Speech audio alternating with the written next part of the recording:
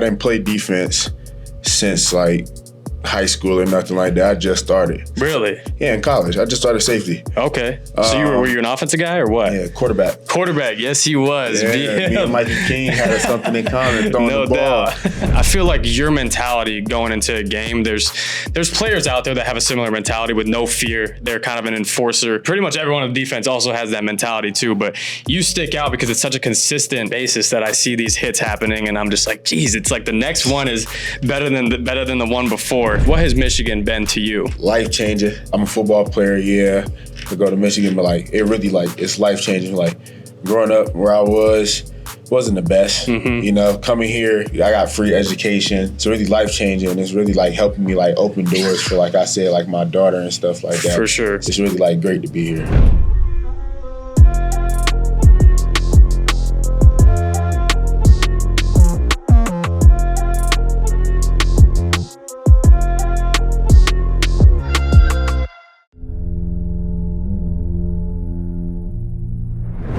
Let's jump right into it with a game recap from Nebraska yesterday. 30-27 win.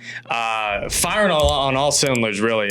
So, Brandon, I want to get your input on how you thought that the performance was yesterday and some kind of key moments that you saw in the game yesterday as well. One key moment I think I seen was the D-line. You know, they came out firing. I think we had like 7 sacks. 7 sacks, yep. You know, that's like we haven't did that since like 2020. I think they said 2022 Indiana. Yeah, the last time we had that much sacks. So yeah, that played a big role in the win. And then the offense, of course, Justice. You know, Justice popped off. Even Jordan popped off a couple of times. That helped the team.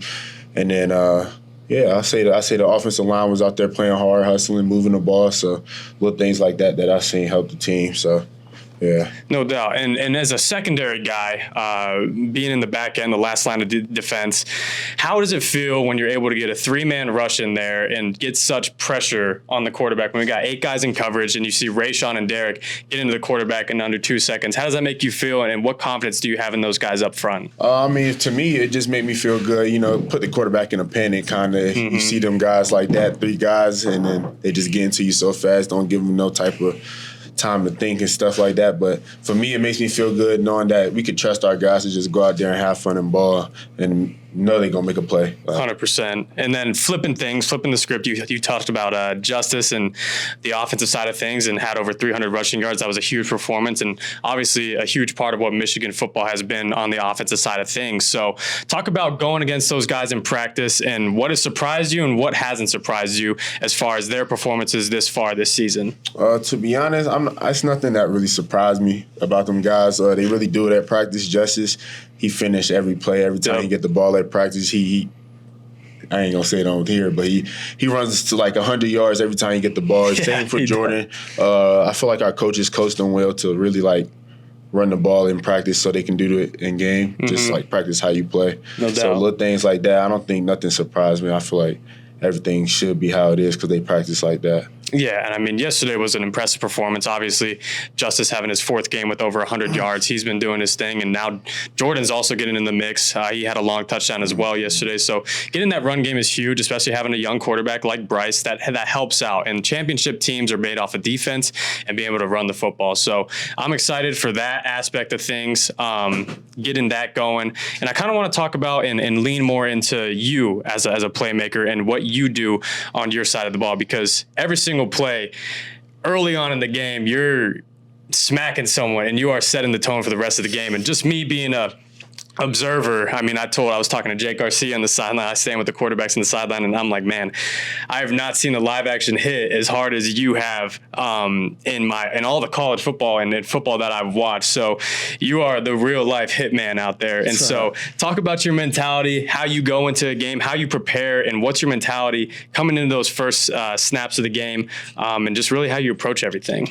To be honest, coming into a game, like I kind of like keeping myself calm. I kind of like, everybody know me as like hitman, go out, be crazy. But for like, sure. Before the game, it's kind of like I kind of try to put myself like to sleep in my locker because I know like once I get going, it's gone. So like, but I feel like I've always been like that since growing up. I didn't play defense since like high school or nothing like that. I just started. Really? Yeah, in college. I just started safety. Okay. So were you an offensive guy or what? Yeah, quarterback. Quarterback. Yes, he was. Yeah, me and Mikey King had something in common, throwing No the ball. doubt. Yeah, I was playing quarterback back in high school. So when I got to college, I started playing safety. I had to teach myself some new things, build some new traits. You know, I had to build myself like an identity of myself. And, For sure. And bring my own little stuff to the game. And then once I figured out I like contact, popped my first person in high school, I was like, okay, yeah, this is it. Yep. And then after that, it was like violence. And then the coaches liked it. That was me. 100%. Yeah. So because I gotta ask about this, the competitive advantage that you feel like you have coming from quarterback and now being the bird's eye view as safety on the defense. Do you think that gives you an advantage being back there, kind of understanding what's really going through the quarterback's mind, your own connection, having played quarterback? How do you think that helps you? I feel like that helps a lot. You know, I kind of like try to play games with the quarterback eyes because I know sometimes if the quarterback is looking on the front side, back side, I'm trying to give him something different so he can throw the ball over there to me. So it's just like little things I try to play with his eyes, change the coverage because I know little things like that messes with the quarterback progression and stuff like that. So, like, yeah, it does help me. 100%. And I mean, I feel like your mentality going into a game, there's players out there that have a similar mentality with no fear. They're kind of an enforcer on the defense. And I truly think that you are the number one enforcer on our defense. Obviously, we got a lot of guys and too many to mention. I mean, Jay Sean's up there, Jimmy Rolder, Ernest. Pretty much everyone on the defense also has that mentality too. But you stick out because it's such a consistent on a consistent basis that I see these hits happening, and I'm just like, geez, it's like the next one is better than the one before. Talk about some guys that you've kind of watched and tried modeling your game after, or thought that you could try and aspire to be in a similar light to them. Talk about some guys that you've seen before. It can be in the NFL or some guys that came here or were here when you were younger. Just talk about some guys like that. I ain't gonna lie. First person I'll probably say is like Mikey Still. That's like when I think of somebody that really comes to like mind as like a football player, as a leader on and off the field. Mikey really showed me that in like my freshman year, like the national championship year. Like he really showed me what it takes to like really get out and go get it and really work and just put your head down and keep working. So like I give him his props and I try to model my game after that because like I seen it every day. And like I seen what he did to like really get the team to what the team had to be, and like that was great for me. And then somebody probably like in the NFL, Cam Chancellor. Yep. He from like where I'm from, like the 757 area. Oh, really? Know? Okay. Yeah, like hard hitter. Yep. Just like me, you know, if y'all look at it, put the tape on, we kind of like the same. So 100%. And then just what he do for back home, like I said, he's from where I'm from. Like he had camps. I've been to multiple camps for him. So like stuff like that, like coming back home, helping Virginia and stuff like that, just like kind of model myself after that because I want to do stuff like that myself. Yeah, no, I mean, Cam Chancellor, the Legion of Boom, they were popping when, what was it, like 2015, 2016, around then? I'm a Seahawks fan. Oh, so he's like, a Seahawks fan. Let's Okay, go so 12 man. All right, yeah, 12 man for sure. So, I mean, watching those guys, everyone could talk about Richard Sherman and how he was, but I mean, Cam Chancellor was the heart of that Legion of Boom. So that's cool to hear you say that. And that's also cool to hear you talk about Mikey as well, because it kind of leads into our next topic where coming as a young guy, learning from guys like that, and now earning your own leadership role on the defense. I see you as one of the main vocal leaders on the defensive side of things, and you do a great job getting those guys around you to be motivated and to work for you. You're a true leader on this team as well as the defense. Talk about how your career has gone from you being the young guy, getting here in college, to how you are now such a vocal leader and leader on this team. Like I said, like Mikey, watching him my freshman year. We also have Rod. Yep. You know, we have other people like older guys like that. Kari still was on the team, stuff like that. So we had guys like real leaders on the team, really like pushing the younger guys to be better. So like I feel like now as me being an older guy, like you said, it's my time to do my respective part and kind of get the team ready in my perspective kind of. And that's just like, whether that's me, like you said, being a little bit more vocal than I used to be, or like leading by example, I feel like that's the next step I've been taking, and I'm slowly trying to like get there. But I feel like, it helps a lot with the team, and I feel like I've been working on it a lot. No doubt. And having the experience in the back end with you and now getting Rod back and having TJ back there as well. Megan's been stepping up too. But, I mean, yesterday you look in the game and we got 2 true freshmen starting corners out there. So how does your approach in the game and communication with those guys happen? Because, I mean, that's some big-time play for those two, Edot and Jay San, out there in some big moments and making some big plays as well. So how does communication as far as with them go, and how have you seen them develop and grow to be able to be in that position? For them, I just say, like, going back into camp, and everything like that, just them really showing, like, the matureness of them, like, in camp, just making sure, like, we can trust them and everything, being in their playbook. Jason, Edot, like, I ain't gonna lie, that's my guys, and they really been playing, like, I ain't gonna lie, and taking them under my wing and kind of, like, preparing them and making sure they're right on and off the field to have this success is, like, it makes me feel good because I know what type of work they put in, like, behind closed doors, and Jason and Edot and everybody going out there, and, like, the young guys really going out there having fun. But, like, it's like the little things, like going back to camp, like I said, like, everybody just working hard, and it really just, like, makes me happy just seeing them go out. For sure. Yeah. And I mean, teaching those guys, because it's their first time doing this, teaching them how to prepare. This is how you're going to watch film. This is how you scout an opponent. What little intricacies have you been able to pick up throughout your career that you can kind of give them a little bit of a mentorship as far as the film study goes, and that transition from high school to being now their freshman year in college and getting some good playing time? So what little tricks have you given them, and how do you really handle your film study going into a week? I kind of break it down. Like, it's a saying that my coach say, like, the eye in the sky don't lie. So, like, you really got to watch film to try to figure out what you're trying to see or what a team trying to do. But, like, my coach kind of break it down for us. Like, certain days you watch normal down and distance, normal down passes, little stuff like that, third down, stuff like that. But, like, with Jason and Edot, me and Jair should, we kind of, like, hold our own little DB meetings with them to watch a little extra film to break it down a little more, because awesome. Them guys are playing a little extra. So for sure. They do need a little extra more time in the playbook with us, because like, they got to learn routes. They got to learn how the routes develop with time and when they going to stop down, just a little more stuff that the other people don't have to learn right now. 100%. Yeah. And as far as how your relationship with Coach Wink has developed, I mean, him being in his second year, the defense is a lot more comfortable as well with this system, and it's a tough system. I mean, coming from the NFL, there's a lot of different schematics that you can run. I mean, obviously, you guys are all smart on the defensive side of things, but you could see that it took a little bit for everyone to kind of get into full gear. And then last year, you guys really turned it on, and you haven't lost a beat coming into this season and throughout the offseason seeing you guys work. So how has your relationship with Coach Wink changed, and how do you feel being in a system like this that puts you in a position to be so successful? First, I feel like Coach Wink is a great coach. Like, on and off the field, Coach Wink is a great coach. And like you said, the scheme is hard, but I feel like if you ain't got a hard scheme, then you really out here just BSing, which is, in my opinion. But I feel like his scheme really gets us prepared for the next level, like you said. And I feel like, like you said, last year we was a little slow coming off the bump because we had to get into the rhythm of the scheme, get used to it. But I feel like, as you can see, this year, my bad, everybody's out here moving fast and everything. Sure. And you can really see it, like we starting to trust the process. Coach Wink's out there calling, having fun, and we out there playing fast and just trusting what he calls. So, yeah, I feel like everybody's trusting him, everybody locked into what he's doing, so it helps us. For sure. And I mean, just seeing you guys fly around the secondary doing their job, and it helps when you have that D-line. I mean, 7 sacks, that's tough on an opposing quarterback. And not to mention, I'm curious what the pressures were as well, not even just the sacks. I mean, there was a couple. I'm a guess right here. Guess, all right. 24. 24? I might be throwing out a number. That might be a number for sure. I don't know. We're not 7 sacks. 7 sacks. There was a lot of pressures.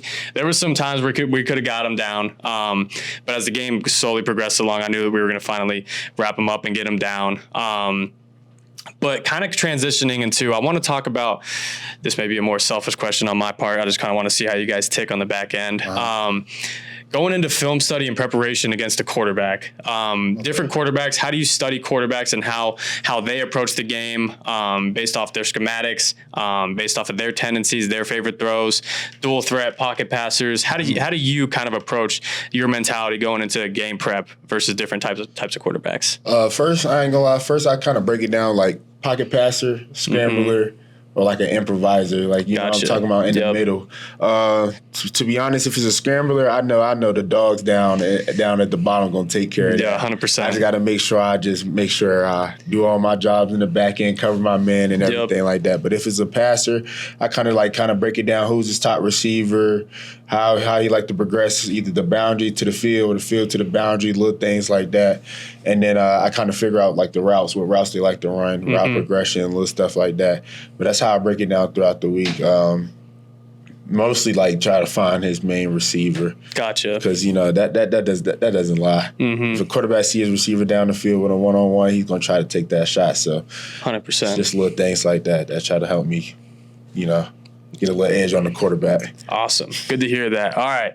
Let's flash forward to currently the situation that we're at, coming off the win last night.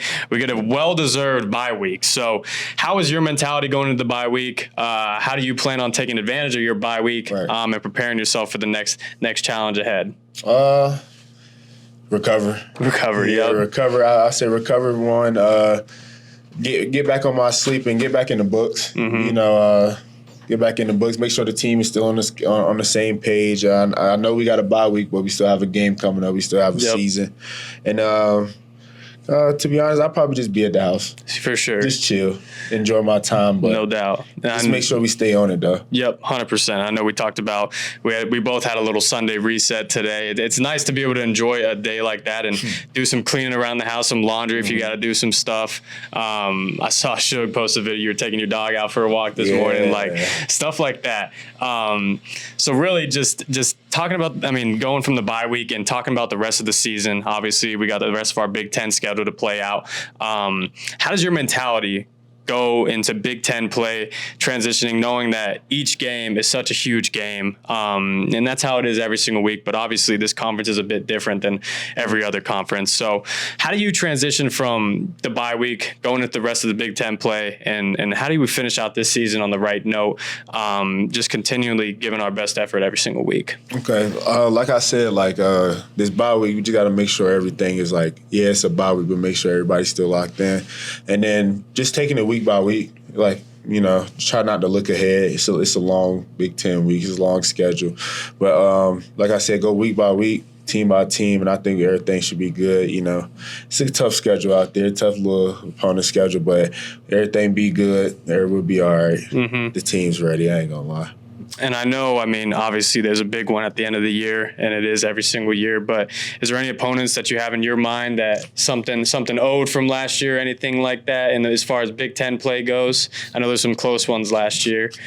No, I don't think we don't owe nobody, nah. No doubt. Just one week at a time, Same approach every single week. Just come out 1 week at a time. Exactly. 1 week at a time, next team at a week, I'll be good. I'm right there with you. All right, and I want to kind of talk about, obviously, hope that it's a draft year for you and many guys on that defense and many guys on this team. But I want you to talk about the goals that you have for this team, as well as some personal goals that you have for yourself for the rest of this season, and kind of how you came into this year, what you did in the offseason, how you've been able to approach the beginning of this season, and how your goals have been unwavering through this entire process, and how you want to finish up this year. I ain't gonna lie, one goal I say I got for the team, probably just like I keep saying, 1 game at a time, just one game at a time, 1 week at a time, and then also just like Coach say, be the most connected team. If y'all really come into our locker room, y'all really could see we really got a brotherhood inside of there. Everybody cool with each other, everybody stand with each other, and I just want everybody to just keep going with that. And then for myself, did you ask for myself? Yeah, for yourself. Yeah, for myself, I'd probably say just keep leading by example. Just keep leading by example. Keep being a voice for the younger guys. For sure. And then never slow down. 100%. Yeah, never slow down. And you mentioned Coach Moore. Coach Moore will be back. I know we're all excited to get him back. But talk a little bit about how Coach Pogue has been in this process. I know we were talking before. We're in the Chop House Cigar Room right now. So talk about how Coach Pogue has been and how we're excited to also transition back to Coach Moore being back in the building with us. That's exciting stuff. But talk about how Coach Pogue has been in your relationship with him. Yeah, Coach Pogue. I remember the first day Coach Pogue walked into the building, and I'm like, who is this guy? Like, who is Coach Pogue? And then he was like, Mr. Hillman, come here, sir. And he gave me a big hug that day. And he was acting like it felt like I knew him for like 5 years after he had one conversation. Yeah. Like, he's that type of guy. Like, Coach Pogue really like a real down-to-earth guy, really respectful man. Mm-hmm. And, I respect Coach Pogue. And I can't wait to get our coach back, Coach Moore, because that's my dog for sure too. Like, and having them two in a building together, like your head coach and then your assistant head coach, like, that's great to have two guys that's really like player led, like, like really down to earth with their players, really care about how they feel. So like, I'm excited to get both of them guys back into the building at one time. Yeah, I mean, you guys see the clips of Coach Pogue out there, and that's kind of his personality all the time. But a true just dude. I mean, honestly, like B. Hill said, you talk to him once and you feel like you've known the guy for 5 years. He's loving to everyone, and loves to have conversations with everyone. He's always free. He's always got time for you guys. But Coach Moore is the same exact way too, and them being a 1-2 combo is pretty awesome and special for this program. And we can't wait to get Coach Moore back for our next game, Wisconsin, which will be a maze out. So talk about heading into Wisconsin, how the approach is going to be, mentality. I know it doesn't waver for a single week, but coming off a big road win, getting the bye week, and then having a little refresher to come back and play in the big house. Talk about the big house environment, how you've been able to enjoy it for your career here so far, and how excited you are for that maze out. Coming to the big house, it's always good playing in front of the 110,000. Like, it's never like a unwavering feeling of like coming back home and playing in a home game. But like, I'm excited. Every time I see a maze out, or sometimes I like the stripe outs. Okay. The stripe out smooth. Okay. Maize and blue going through the crowd, but 100%. The maze out is great because everybody's just gonna come in. You're gonna see everybody just as one in one stadium, 110 in one stadium. It's gonna be a great feeling coming back. The fans going to be there. It's going to be loud, and everybody's going to be ready. Yeah. And I believe that's homecoming. Is homecoming as well? Homecoming as well. I believe that's our homecoming. Sweet, that'll be a big one. That should be a big game. Awesome, and I mean, first Big Ten play at the Big House this year, so we're excited for that. Maze out. Make sure you guys wear your maze. Continue to do everything that you can. Be loud on defense. Talk about on a third down when you hear the 110,000 behind you on the field, and what that feels like as a defensive player, because it sucks on offense, but as a defensive player, I want to get your mentality on that. I ain't gonna lie. So like, it feels too crazy out there. Like, y'all should really feel that. I wish y'all could come on the field sometime and we could swap places so I could go up there in the stands, y'all could come down.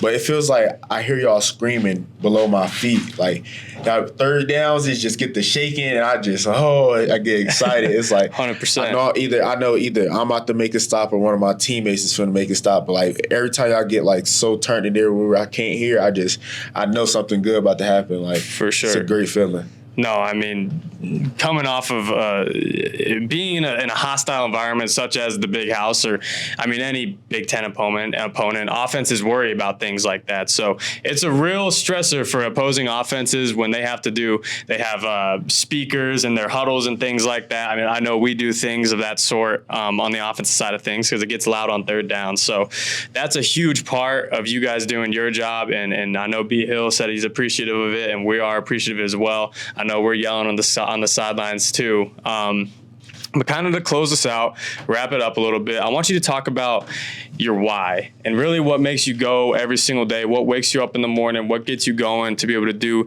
your process and want to get that 1% better every single day. Talk about your why. So first thing is God. I ain't gonna lie, because without God, I ain't gonna lie, I wouldn't be here. For sure. I wouldn't be in this position at all. And then my mom played a big part. Like, the sacrifices she really did, like, since I was younger. She was I'm actually a military brat, so my mom was in the Army. Really? Yeah, for all my years of high school till I got to college. That's how long she been in. I met your mom yesterday, actually. She's awesome. Yeah, so she been in the military since. I was in high school. Once she realized I was going to college, that's when she stopped the military. So, like, little things like that, like her sacrificing all the little things. And then also I have a kid myself. I have a daughter. Yep. I had her my senior year of high school coming into college. So, like, little things like that really push me. Like, I kind of, like, get to myself around football. Like, football is my why, my kids my why, my family's my why, because like that's my sacrifice. I gotta sacrifice things in my life for my kid. My mom had to sacrifice things in her life for me to be good. So it's just little things like that just keep me going. For sure. No, I mean, that's awesome, and great support system around you, and love to get to see the joy that you have with your family as well, especially with your daughter. I think it was last week at the family tailgate, you brought your daughter in the locker room and everyone got to say what's up to her. So that's super cool to see. Obviously a great leader, great mentor, great father on our team. So super proud of you in the short time that I've known you. You're an awesome guy, man. And I just want to kind of end us off with this to elaborate on what the University of Michigan has meant to you, and everything that you've done in your career so far. Just what has Michigan been to you?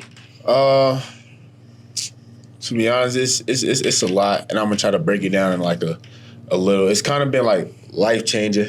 Like, yeah, football. Like, I'm a football player. Yeah, I go to Michigan, but like it really like it's life changing. Like, growing up where I wasn't the best. You know, coming here, I got free education. I get to play the things I used to do when I was younger. So it's like, it's really life-changing. It's really, like, helping me, like, open doors for, like I said, like, my daughter and stuff like that. For sure. So, like, it's really, like, paved in, like, a different direction for, like, the way I want my daughter to live. Like, so it's, like I said, life-changing. Like, it's really, like, great to be here. 100%. I mean, you're doing it all, and you're doing it with flying colors. I commend you for being able to handle the dualities of your life, and the challenges that come with it, and rise to the occasion every single time. I mean, shoot, I've only been here for 8 months, 9 months or so, but it feels like I've been here for my whole career. And guys like you in this program are the reason that it feels like that. So I've been super appreciative of how you've been with us and with the team, and myself particularly. So super appreciative of how you've been. Your approach inspires me every single day, and I love watching you play on defense. And if there's any final messages you have to the fans, I know you talked to them about how important it is on third downs, but just in general, them showing up, being consistent when it gets a little colder, late October, November, showing up. Talk about what it means. Talk about what it means to you showing up, and how the big house has just been for you. Yeah. So like you said, like when it start getting cold, guys, like, we really need y'all as a team. We talk about being the most connected team. We need to be the most connected fan base too. So when it start getting cold, guys, please show up and support. We won't disappoint. We got y'all if y'all got us. Go Blue. Go Blue.